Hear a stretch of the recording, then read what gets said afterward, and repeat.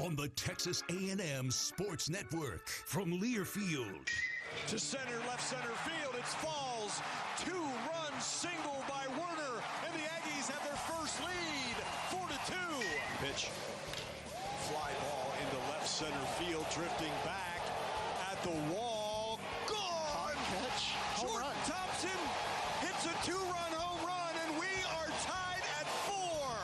This is Texas A&M Baseball, brought to you by Bud Light. It's for the fans. And by The Pool Guy, a proud corporate partner of Texas A&M Athletics. Now, here is the voice of Texas A&M Baseball, Andrew Monaco. Play ball!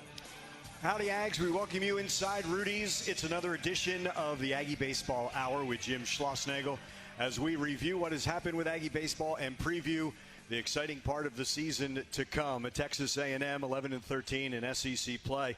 And they have now won 5 SEC series. That's after taking 2 out of 3 on Florida and set themselves up for 2 more weekends of SEC play, then the SEC tournament, and then the NCAA regionals, if we are blessed to be there. And it's a fun time of year. With the head coach of the Fighting Texas Aggies, Jim Schlossnagle.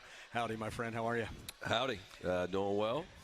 Good to see the sun out. Yeah. For the first time in a couple days, and hope we can get some sunshine this weekend and get these ball games in. Alabama on Friday, Saturday, Sunday, 6, 2, and 3 on those 3 games. Jim, it seems like an awful lot has happened since the last time we have gotten together here with this team. But most recently, from the end of the Arkansas series, Tarleton, Dynamite, just a classic SEC series against Florida, and the run rule win on Tuesday. If you can catch us up once again, a state of the Aggies, if you will. Yeah. I think we're in a pretty good place. Obviously, the injury to Minnick, that was tough to swallow on Tuesday, a week ago Tuesday. He's feeling a little better. Took batting practice today. Would like to think he can be a part of the weekend. We'll see how he does tomorrow leading into the weekend. But I don't know if he'll be able to play the field anytime soon, but he might be able to pinch hit, DH, do something like that. So, but yeah, I feel like we've gotten some solid, better starting pitching at least, better overall pitching in general.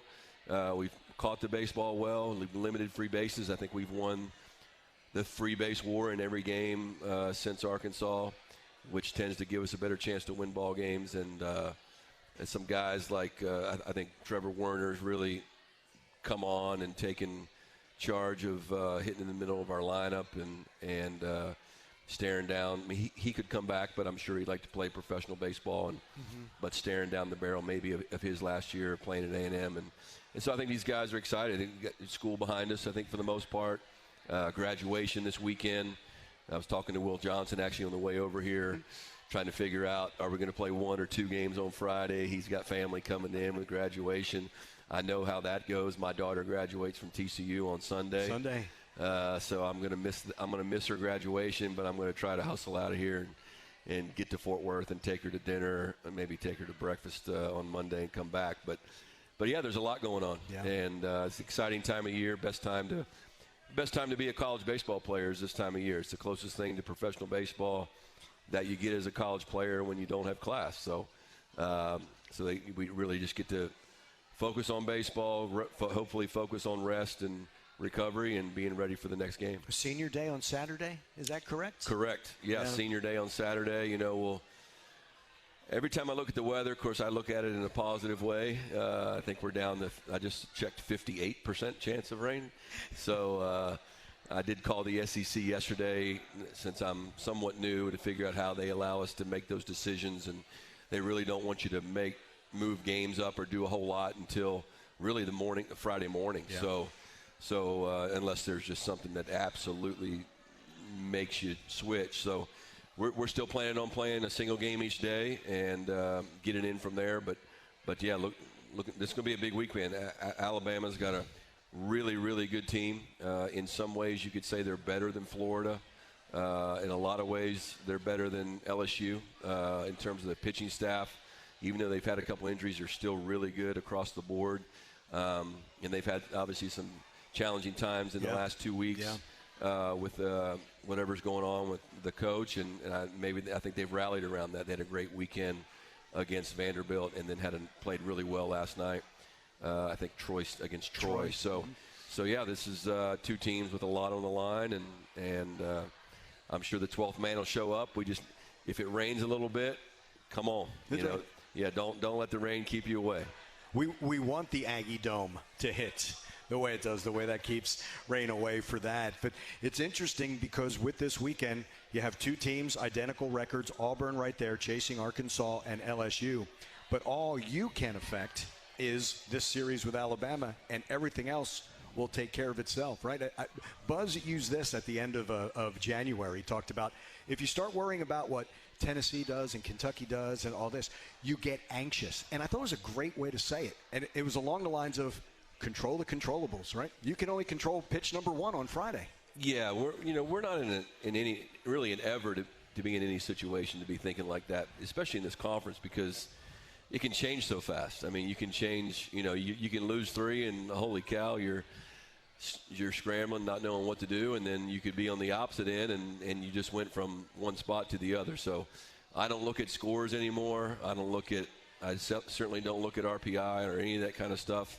Our focus is 1,000% on just watching video, and up until yesterday, it was watching video of UT Rio Grande Valley, and then this morning started, looking at our own team. I always like to look at our own team a little bit, and then do some self-scouting, and then all right, what do we got to do to win ball games, and is there anything we can take advantage of against our opponent? So I've learned in this conference that if you take care of business in this league, everything else will take care of itself. And whether you're playing in a regional, going on the road in every single weekend in this league prepares you for anything that could possibly happen in a postseason if we're lucky enough to be in one. So, and that's what I said to the guys Friday night after we lost. I said, we played really, really well, and the margin of win and lose was like that. And I said, this is what a super regional feels like in case you've never been in one, right? And of course, the guys that were in last year, I was like, Trevor, is this what it feels like? Brett, yeah, this is what it feels like. Where the games are so close, our crowd was awesome. Yeah. And I said, you better flush this quick, because in a postseason, if you don't flush a loss, your season's over fast. And I love the way our guys responded on Saturday, and then to have a great neck and neck ball game on Sunday. I think we have some players that really grew up a lot in that game. You have a pitching staff that's really starting to come into a little more focus on that. We've talked about that. No more midweek for you. How important was it that Justin Lampkin pitched and you got that game in yesterday? Yeah. So you knew. Yeah, I think it was important that we got the game in. We needed to play. We have a lot of older players. They're staring down unless something crazy happens. We get to play at home in a postseason, which I don't even know if that's a possibility or not. But you never know. I mean, in 2017, I know A&M was the last team in the NCAA tournament, and they end up hosting a super regional because Davidson beat North Carolina, and you end up in the College World Series. So that's why you just keep playing. But I think these guys, they know that even if we play to the national championship, their time to play in an Aggie uniform is winding down. And so we want to get every game in we can possibly get in for those guys. But yeah, Justin did a nice job. We stretched him out. Probably could have gone a little bit further, but wanted to get some other guys in the game. It's hard to ask them to be effective on a weekend, or when you're only pitching once every other week or once a week, stuff like that. So needed to get Sadeo out there. Carson Lambert's actually been throwing really, really well. Yeah. His ERA doesn't reflect it for the season, but he's actually done a really nice job. And so Cortez has gotten better. Will Johnson is pitching a variety of roles. Garcia has a lot of confidence going right now. Can pitch on multiple days. Ashenbach's been as consistent as you can be. And, I think Detmer can build off of last week. And then Wansing threw a great bullpen yesterday. I said to him underneath the dugout on Saturday, I was like, buddy, you just struck out Wyatt, or what's his name? Langford, who's going to be like a $7 million player. And then the first baseman, who'll probably be like a $7 million player last year. You just struck out both those guys. Like, what else? What more confidence do you need? Like, and I keep pitching you. So that's what more confidence do you need? And so I think, you know, sometimes we assume that they're big and strong, that their self-esteem is through the roof, and even especially the kids that come in here, it's a lot. Yeah, it's a lot, man. It's a lot. This is the big leagues of college baseball, and so that's what makes a guy like Max or Kaeden, who I know are going to be on here later. Like those guys, even at young ages, they're like they believe in themselves.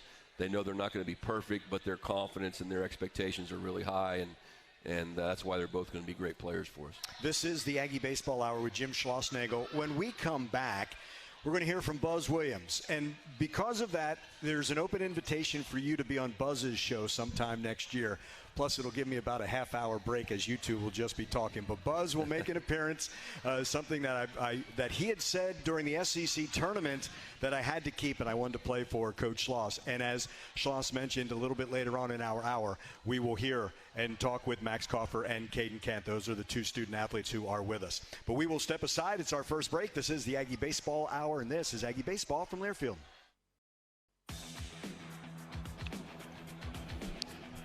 This segment of the Aggie Baseball Hour with Jim Schlossnagle is brought to you by our friends at 44 Farms, who invite you to enjoy their premium all-natural Angus beef by visiting 44steaks.com. 44 Farms, the official beef of Fightin' Texas Aggie Athletics. We continue with the Aggie Baseball Hour with Jim Schlossnagle. We are at Rudys, 504 Harvey Road here in College Station. Also, if you're joining us behind the mic, howdy, good to see you once again. We're in Nashville, SEC tournament. We get to Championship Sunday. And the last question I asked Buzz Williams, his answer to this question is something that you referred to a little bit in the first segment, but I want to ask you if you'll listen. Joshua, if you'll play Buzz's Bites. You have always said an opportunity for an opportunity. That's today, isn't it? That's it. Climb one mountain, and your reward is you get to climb again. That's the way life is. That's the way ball is. You can't get stuck at the summit going, look what we've done. You have to figure out how to climb again, and that's the life lesson. The toughest people do it every day. Talent will take you to some degree, but your consistency with your talent is what you're required and responsible to do. He just has a knack, but he says it, you say it, Jimbo Fisher says it, because you are the three that I get to deal with. There is a tendency in human nature when you have success to relax. The great ones separate and keep. What was the old saying about Jack Nicklaus? He climbs a mountain and he looks for his next mountain. Yeah. Those people like to plant that flag in that first one. But again, with the opportunity, whether it's a start in a midweek, whether it's a relief appearance on a weekend, or a start for an injured player, that's the opportunity that these student athletes have, don't they? Yeah, they have it every day, and I think, you know, it's what you always try and keep your team focused on the next thing. You talk about, you know, Bill Parcells. I've used his, you know, don't take the cheese, right? Parcells walked in, you know, the players walked in the locker room one day and he had mouse traps hanging from the ceiling, and I've used that, or, you know, horses in the blinders, right? Keep your blinders on. And yesterday before the game, I said to the team, you know, the old saying, if you're still thinking about what you did yesterday, you haven't done much today. So it's just a matter, you know, and I think that's what the best ones do. And you have to, you know, we call it get back to the middle, right? When things aren't going great, don't wallow in that. Get back to the middle. When you do really well, awesome, celebrate it, feel good about it for the night. Get back to the middle. What's next? And you know, what's funny is that when you interview coaches who have retired, a lot of the coaches that retired, they all say the same thing. They say, I wish I would have enjoyed the journey more, right? They always say things like that. And I can see where they would say that, but to me, the ones who say that are the ones that won. You understand what I'm saying? Yes. Like, what makes Buzz Williams and Coach Fisher, but, you know, Buzz in particular, because I know him better, or have more interaction with Coach Williams than Coach Fisher, but what makes him great is he's never just, what's past is past. We've lost. Okay, move on. Right. We've won X in a row. All right, what's next? That's over with, right? And so there is no, you know, and he'll ask, you know, even my own family, why don't you just enjoy that? You just won. Why don't? Yeah, because all I can think about now is Alabama, right? And then how are we going to get Cortez's breaking ball just a little better. So, and the very best players, they do the same thing. So you take the confidence from the times that you do well and build on it, but you can't allow the failure or the losing to pull you down, because you're never as good or as bad as you think you are. But at the end of the season, as Coach Parcells says, I believe your record will tell you exactly what you were. So, that's every single day is an opportunity. And as a matter of fact, today we had a simulated game and had a couple pitchers kind of going through the motions, and I was like, "This is your opportunity, man. Like, this is if you want to pitch more, pitch better." And I firmly believe I've never written a lineup in my life. The players write the lineup. The players write the lineup by how they perform in the games and how they perform in practice, and then from that point on, it's up to them. How much fun is it to bring in coaches like Mark Weaver, Short Game G, Gary Chadwell, Buzz, to throw that first pitch and have that platform for them to be cheered on by the 12th man there at Olsen Field at Blue Bell Park? Yeah, I think it's great. It's awesome. It's winning breeds winning. So you want those kind of championship coaches, athletes, programs around each other, and especially at a place like this, which is such a classic university and traditional place, but it's also spread out, right? So one thing that happens in college athletics today, as to when I first got into college athletics 30 years ago, is everybody has their own facility. They have their own academic space. Sometimes they have their own place they eat. They have their own place they lift, and you don't get that interaction nearly as much. And I hate that for college sports, because that, at least to me, like, I was a first-time head coach, and I have, John Robinson was down the hall and Charlie Spoonhour was down this hall, and that's when as a young coach you could really learn a lot and be around people. But yeah, it's great, and I just want to know if we win something, do I get to shoot from half court? Sure. Or something? Absolutely. Or shoot a free throw? Absolutely. Yeah, we're going to do something like that. Yeah, I need maybe just at practice, though, not at a game. That would be outstanding. And again, since Buzz came back into the booth again this year, that means another opportunity for you to be courtside. Well, I think I'm going to have my man Coach Rock. Steve Rockford was he and I were assistant coach. He was assistant basketball coach. I was assistant baseball coach at Tulane 25 years ago, 30 years ago, whatever it was. And I think they're all out in Lake Charles currently celebrating Coach Rock's birthday this week. Yeah. But they're supposed to be back, and we may have Coach Rock down in the dugout with us this weekend. Sunday, he sends me a text that they were behind home plate, and then there were words exchanged about the home plate umpire. But I'm not going to send you down that. But Rock is a huge, huge baseball fan. Yeah, big Astros fan.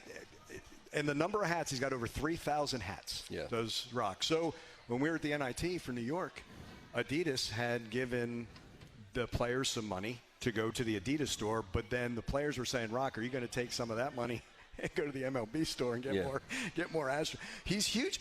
I think I told you this. We're in New York, NIT. You guys are going to Alabama. Rock, I go past him, and he says, "Can you ask Coach Schloss if Buzz and I can go to Nashville for the Vanderbilt series?" And I stopped because I'm about to go in the team room, and I said, "Yes," and I sent you that text, and you answered. And I looked at him and go, "Okay, how the heck do you know Schloss?" And it was through the Tulane thing. Yeah. You also said something very early when you got here. You were at a football practice. You said you like to watch coaches coach. And it doesn't matter the sport, does it? No, it doesn't matter the sport at all. I mean, I love to watch coaches do what they do. Male, female, doesn't matter the sport. I always learn something every single time I go, whether that be in college sports or lucky enough to have some friends that are, managing in the big leagues, and or Sean Payton, got to know Sean. His son Connor is graduating TCU with my daughter actually this weekend. Wow. And so I got to spend some time with Sean when he was coach of the Saints and different things. So those, that's my hobby. I don't play golf. I don't do much other than coach the team and go home. But when I get an opportunity to go and watch Jimbo Fisher work football, are you crazy? Of course I'm going to go watch that. That gives me a chance to just watch and learn, and it's also entertaining. It is for us, not always for the 85 on the field. Who here's some interesting words being put together. In just a little bit, we're going to have Kaeden Kent and Max Kaufer come up here. If you could talk about those two and their seasons and their futures, Jim. Well, they're both doing an awesome job for us. Kaeden is a guy that obviously comes from great baseball pedigree, but he's one of the most blue-collar, intentional. I thought Jack Moss was one of the most intentional players I've ever coached. Kaeden Kent is more intentional than Jack Moss. Kaeden's so committed to being a well-rounded player. I mean, you should see the routine that this guy takes care of on his own, getting ground balls at third base, shortstop, second base. And he'll have enough feel for the game to see, well, hey, you know what? If this and this happens, he may need me at first base. So I'll go over there and take some balls. And then, and it didn't take him 2 seconds to figure out when Brett Minnick got hurt, I need to get some balls in left. And we even brought it up. We had our situation come up from the summer and the fall about our catching. And so Kaeden's kind of an emergency catcher. The other day came up to me and said, Coach, I can pitch. So he wanted to throw a bullpen, and he throws strikes. Mm-hmm. So he's a baseball player, right? He's a real player. And the challenge for him, and he's handled it great, is you come in here as an infielder. I'm sure when he committed here and signed here that you thought, okay, this guy's going to be gone, and this guy's going to sign, and this guy, and there's going to be a lot of opportunity. And all those guys came back to school, and as good a player as he is, it's just tough to break into that group, because I'm going to give those guys the benefit of the doubt. Just like when Kaeden is when he's a junior, if he's back as a senior, when he's in that, then Caden's going to get the benefit of the doubt, and he's handled that awesome. And I can't say enough great things about him. I mean, he just works his rear end off. And then Max, I mean, come on, the guy's from New Jersey. Now he's down here and playing elite college Division I baseball in the SEC, hitting home runs at Arkansas, catching pitchers that are older than him, and just watch his body language in a game. So proud of him and the way he handles himself and has competitive at bats. The batting average isn't what anybody wants it to be, but look at how many times he gets on base. Right? If you look at his on base percentage, both he and Hank, right? The batting averages aren't awesome, but the on base percentage is, and that means Hunter Haas and Jack Moss and Trevor Werner get to hit with guys on base, right, all the time. And so, we're building this program around guys like that. Those two guys, Jace, Lampkin, Sadeo, I mean, we are counting on those guys. They're both, I think Caden's going to the Cape Cod League this summer. Max is going up. Going to be a real tough summer for Max. He's going to have to play summer baseball at Martha's Vineyard. So I don't know how he's going to get through it up there and beautiful right off the Cape. But I think it's going to cause me to have to go up there and visit those guys. I was just going to say, if Brian Corton can be on Sam Bennett's bag at the Masters, I think he can take you to Martha's Vineyard, right? I don't want to go with Max. I just want to go watch him play.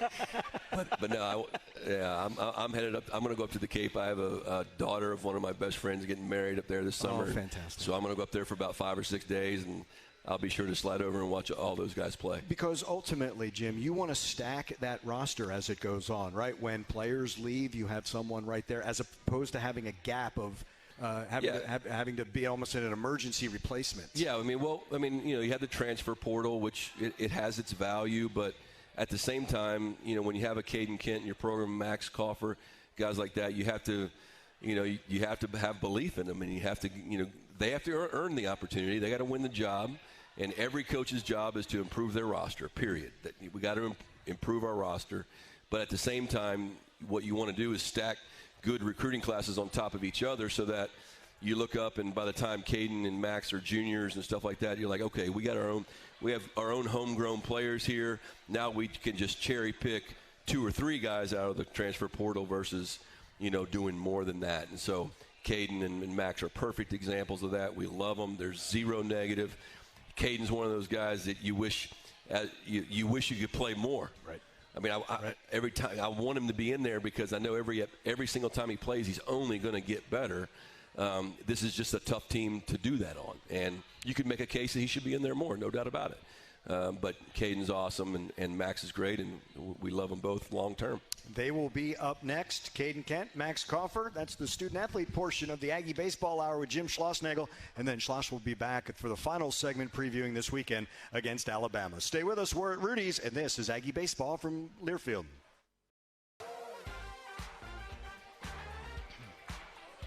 Baseball and barbecue lovers know the perfect brisket needs the right wood, and Rudys smokes all their meats using their delicious signature rubs and 100% oak-fired pits.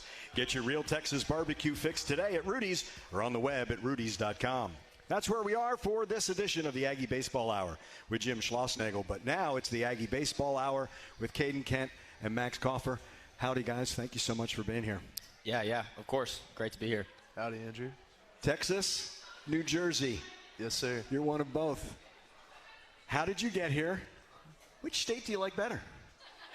Oh, pressure. Well, how I got here, it's kind of a long story, but I'm driving down to the facility I do my training at home. It's late July. I'm getting prepared to go back to high school at IMG Academy in Florida.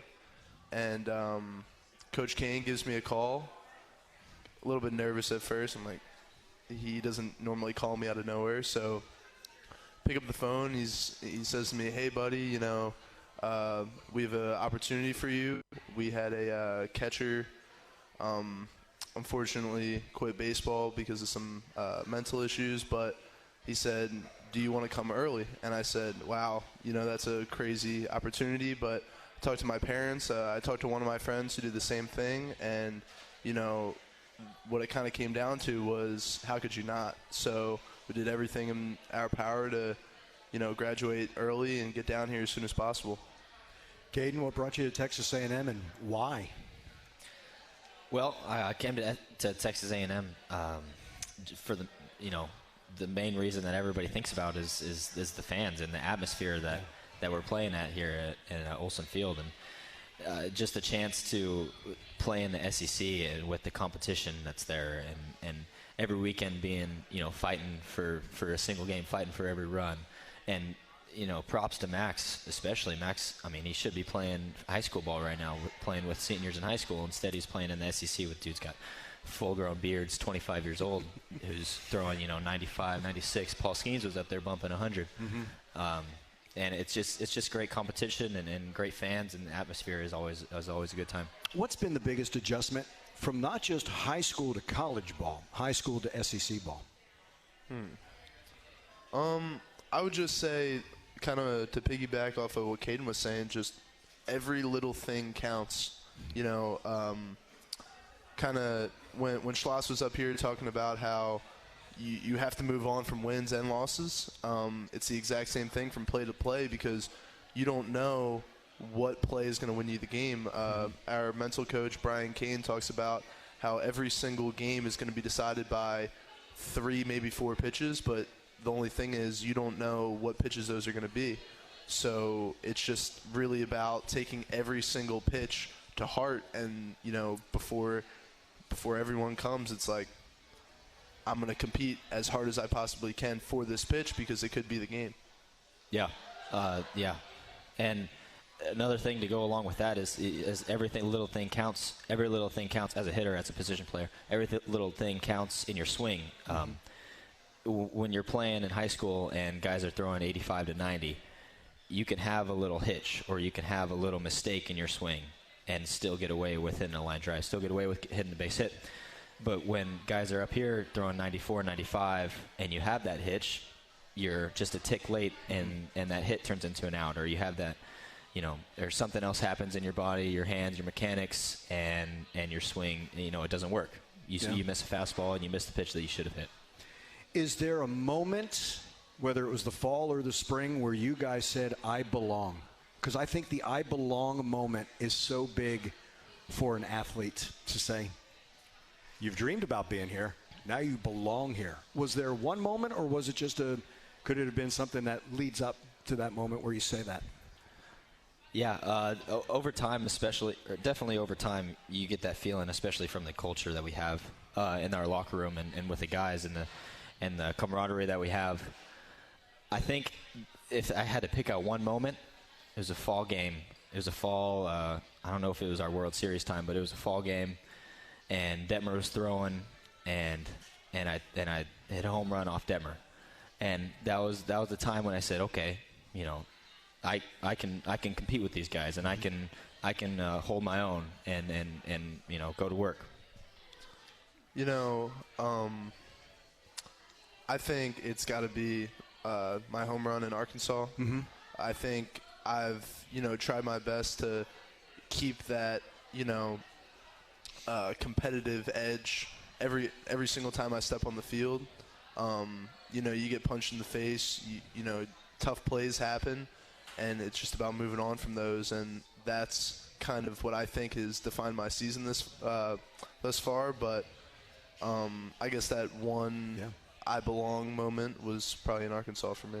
Kaeden, what Schloss was saying about how you take ground balls everywhere, infield, outfield, you'll catch, you'll pitch, reminds me of a line that Jimbo Fisher and Buzz Williams always say. You don't wait to play, you prepare to play, right? You're prepared when that moment comes, aren't you? Yeah, well, I try to be as best as I can, you know.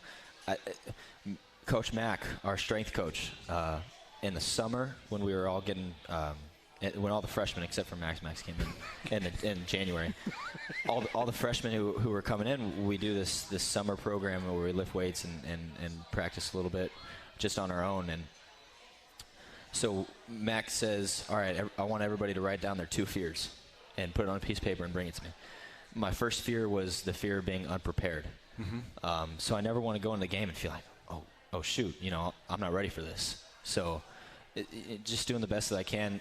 I have time. I mean, it's just all about managing it. So just doing the best that I can to be prepared to go in the game whenever it comes.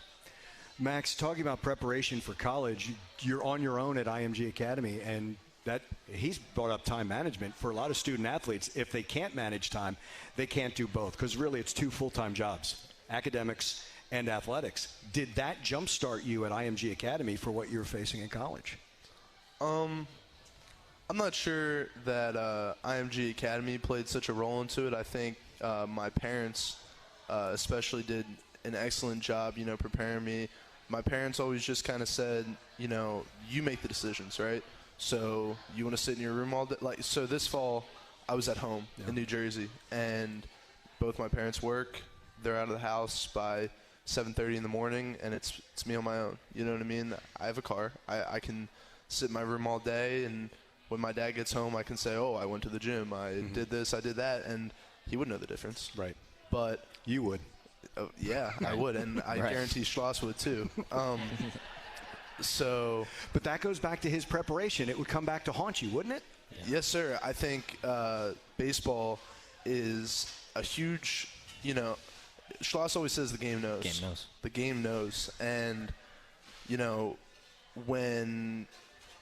it's about making every single day count, every single thing you do count. It's not about going through the motions. It's about, you know, working on things that, you know, other people might not even have identified yet. Yeah. You know, it might not have come to the surface yet, but you know it's there, and it's your job to correct it.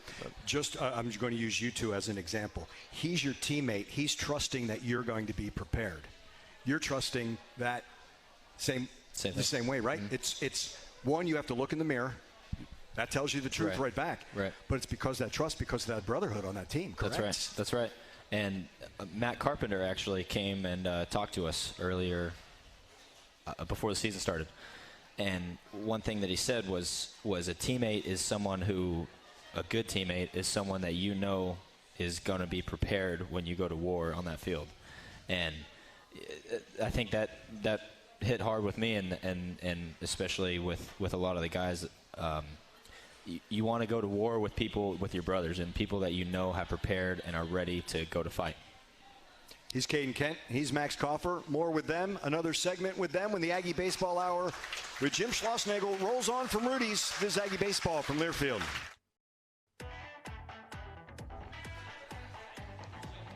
Mas Fajitas is a proud partner of Texas A&M Athletics. Come by, see us at our College Station location. It's off Highway 6 for great food, great drinks, great service. Mas Fajitas is a proud partner of Texas A&M Athletics. We continue with the Aggie Baseball Hour with Jim Schlossnagle. We are with Kaeden Kent. We are with Max Kaufer. Second segment with our student athletes.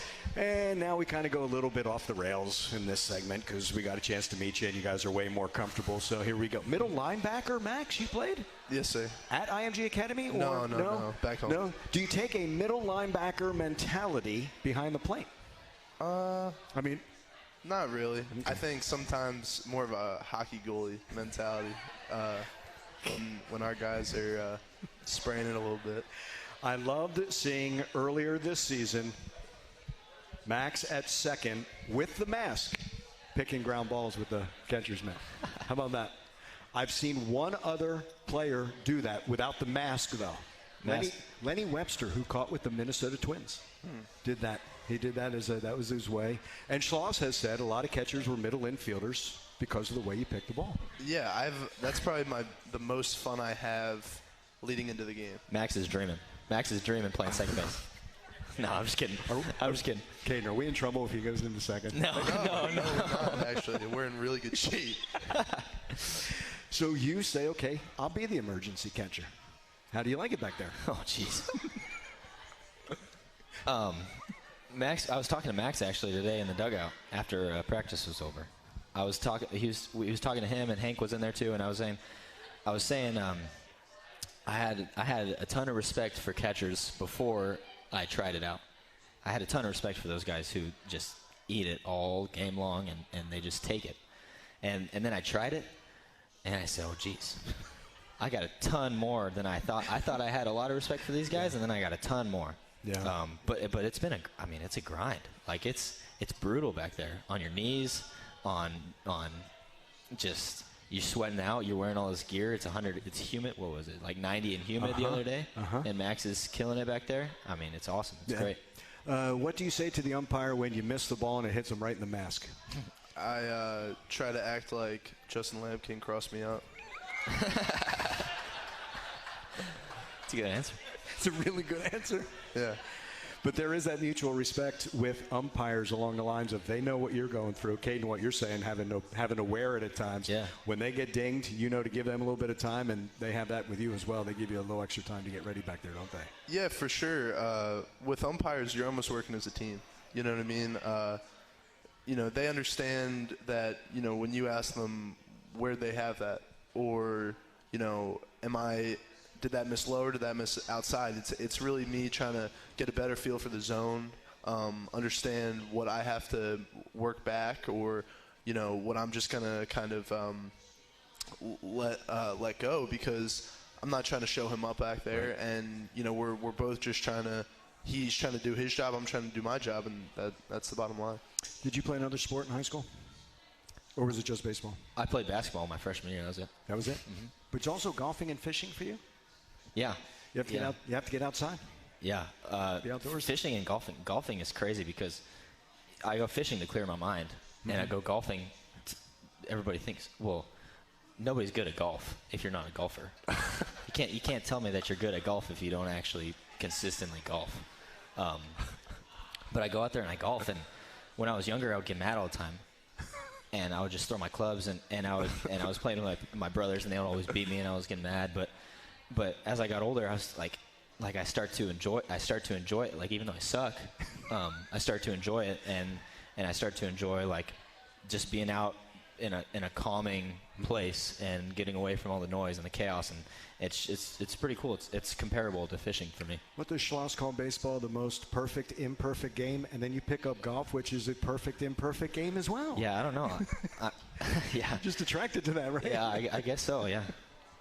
Last night we talked with Jace Lavalette after the game on the dugout mic, and he mentioned how much he talks with Jack Moss and just absorbs as much. Have there been some upperclassmen that you've just had the opportunity to just either watch or talk with or just absorb some information and the knowledge that they have? For me, I had a great opportunity before the pro guys left. I had a lot of opportunities with Troy Clunch from last year. Just talked to him about, being back there in a college setting because, so much comes up on you, and it'll come up on you at different parts. So, early on, I struggled with the pace of play. And then you start to play more, you understand that better and you adjust to it, and then the fatigue gets in on your body. Then it's like, how do I push through that? And then, different things come up, and these are all things that, Troy Clunch has done a great job of, just being an open line to me and giving me whatever advice I need, and yeah. Yeah, Clunch was definitely a big guy, and Max was saying all the pro guys hitting, or when they were here before they went out to camp or minor league camp, or I took a lot from them and a lot from the guys that we have now. As a baseball player and as a fan of the game, and as a you just watch baseball. Growing up, you just watched baseball, and being here, you have guys like Boast and Minnick and Werner coming back, and Jack Moss hitting 400, and Hunter Haas is doing well too. You just watch all those guys and you say, geez, okay, well, they're doing this. They're performing this well. What are they doing to perform that well? And I look at Minnick. Minnick's a left-handed, I'm left-handed. I look at Minnick and I say, okay, so what does he do? And I try it. And I see what he does, and I try it, and if it works, then it works. And it's just like that. Baseball, you make changes your whole career because, it gets harder and harder, and you continue to make changes. But it's just seeing what works for you and going with it. And if it doesn't work, then you throw it out the window and you try something else. Finance major? Yes. Business major? So. But now baseball players, right? But how was the first year academically? Did it go well? I had fun. Had fun? Yeah. Had a couple online classes, had one in-person class.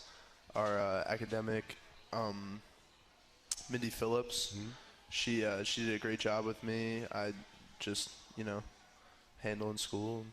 Yeah. Enjoy learning. Good year?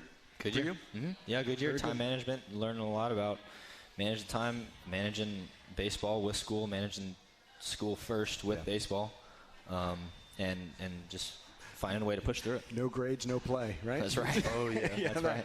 Okay, so somewhere down the line, we're going to do a podcast, Conversations podcast that I have for 12th Man. But one of the questions in the lightning round will be one thing that you must have when you travel. What's a must-have when you go out on a road trip that you have to take with you? What do you Go on. So I room with Trevor Warner. I got to have headphones. I got to have headphones when I'm rooming with Trevor Warner. Gotcha. All right, what do you got? I'd say my glove. I feel like, Nice. yeah, I mean, that might seem obvious, but when I see people touch my glove, there's something inside that just it's extremely frustrating, and it's extremely frustrating. I can't even put it into words, but wherever I'm at, I have my glove. A lot of people leave their bag on the bus, their bats with the team managers. My glove's always with me. How many gloves you bring in now on the road? Oh, jeez. Oh, yeah. That's a lot. Now. Three. No, four. Four. We got four of them. Gotcha. Yeah. Absolutely. A lot of bags. A lot of them. Thank you so much, both of you. Absolutely appreciate it. Thank you for you. being here. Yeah, you bet. thank you. Kaeden Kent, Max Kaufer, fighting Texas Aggies. We'll wrap up. Jim Schlossnagle. The Aggie Baseball Hour returns as Aggie Baseball from Learfield.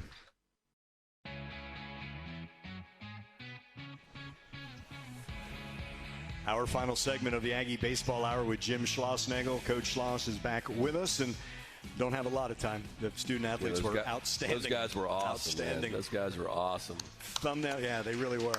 They really were. That's awesome. Thumbnail for the series against Alabama. You used the word physical again when you talked about their lineup. Yeah, so not the high-end like draft picks that you saw Florida have in terms of their age and that kind of thing, but really, really, really good older college team. And really good pitching, like really good pitching. And righties, lefties. We'll see three right-handed. I mean, they're pitching so good they lost their number one pitcher, and they're still pitching awesome, right? And so they've done a really nice job. All the big right-handers got really good change-ups, which is a nightmare pitch to deal with. They have a young freshman. I think he's a freshman lefty out of the bullpen, goes up to 97. And then, this guy's putting together great seasons. A little pesky shortstop that chokes up on the bat with 2 strikes, like about 6 inches, like you see in the 70s. So it's a really good baseball team, like fun team to watch, except when you're playing them. Yeah. And so going to be a great challenge for us because the Aggies will show up, I promise you. Absolutely. Senior Day on Saturday. Mother's Day on Sunday to all the mothers out there, very early, but happy Mother's Day to all of you. And thanks so much. These fly. These absolutely fly. But thank you for your time, all the knowledge, all the info, and be safe in the travels as well. And congratulations to your daughter. Yeah, thank you. That's going to be outstanding. Jim Schlossnagle, this has been the Aggie Baseball Hour. Our engineer has been Kevin Menchow. We've seen Jeanette as well this season. Joshua Fisher's been the producer in our Learfield studios. I'm Andrew Monaco. A reminder, it's the Aggies in Alabama, Friday at 6, Saturday at 2, Sunday at 3. J.B. Moss will join me on the radio for Friday and Saturday. J.B. and Scott Clendenin on Sunday. We will have those games for you, and that will be all along the Texas A&M Sports Network. Again, we thank you so much for being here at Rudys. Thanks and gig 'em. This is Aggie Baseball from Learfield.